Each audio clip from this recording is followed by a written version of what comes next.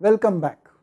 We have seen as a consequence of the second law that if we have two reservoirs at say T1 and T2, and now let us be clear, this is T1 greater than T2, then we can run an engine like this, absorbing Q1 from the high temperature system T1, rejecting Q2 to the low temperature system T2, and the engine produces work which is equal to Q1 minus Q2.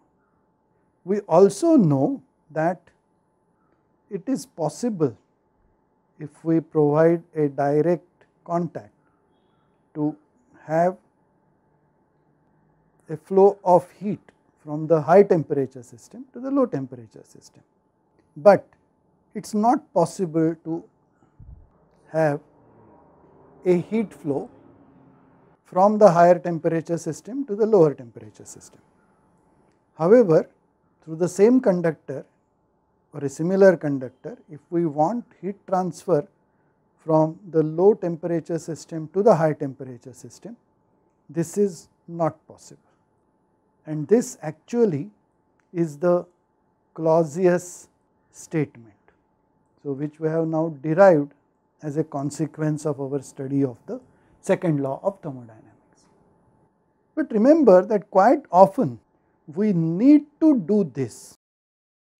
We need to transfer Q2 out of the system at T2.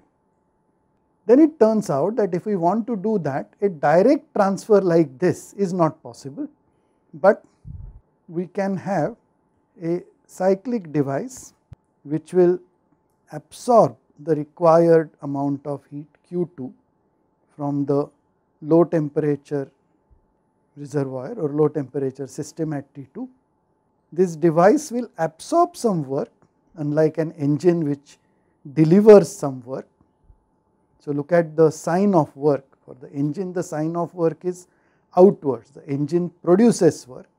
Here this system absorbs work.